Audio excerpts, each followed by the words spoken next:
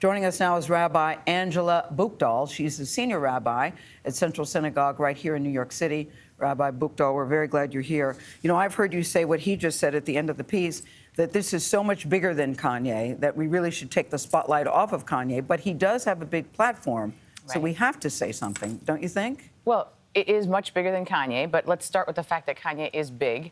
Just to put a little perspective on it, he has over 30 million Twitter followers, which is more than double the population of all the Jews of the world. There are fewer than 15 million Jews in the world. I don't think people realize I don't think people understand what a small community we are globally.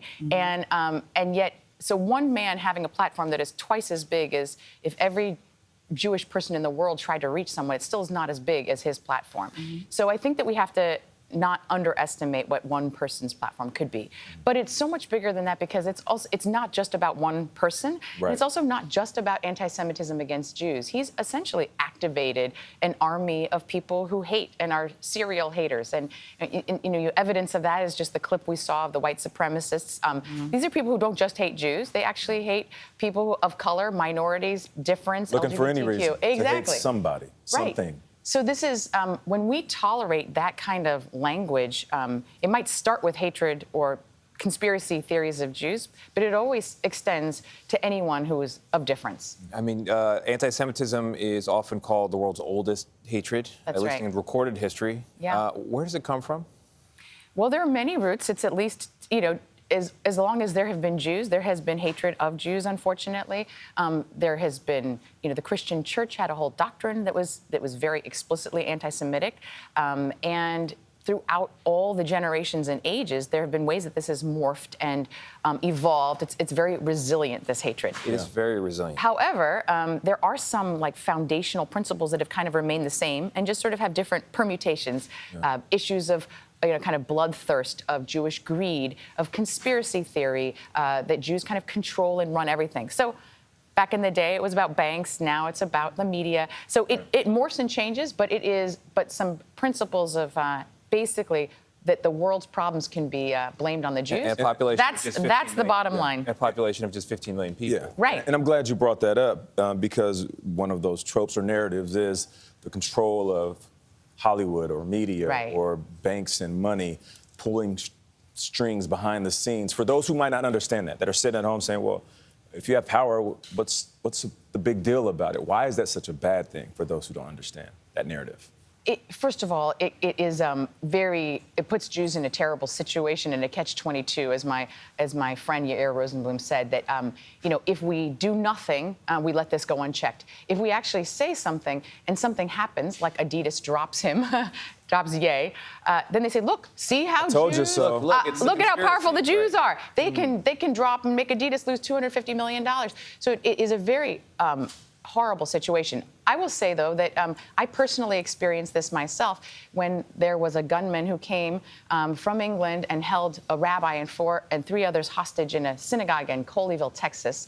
I received a phone call from the terrorist saying, you Jews are influential and powerful, and I need you to get this prisoner out of federal prison. And I said, I don't have that power. He said, oh, of course you do. You run a large synagogue in New York. So that just is to tell you that, like, one man's craziness, but it's not just one man. He has been fed this in a system of anti-Semitic rhetoric. If you want to think about why it's dangerous to say Jews have power and influence, think about a man who holds 4 people at gunpoint for 10 hours because he believes Jews have influence and power. But who has the power? When people So it's a look life at and you, death issue. When people look at you, Rabbi Buchdahl, they think, well, that's not what I expect a rabbi to look like. That's right. I've heard that before. So I would just say that I think one of the problems of anti-Semitism today is people really have no understanding of who the Jewish community is. There is certainly in America misunderstanding that Jews have always just been white people. Clearly not.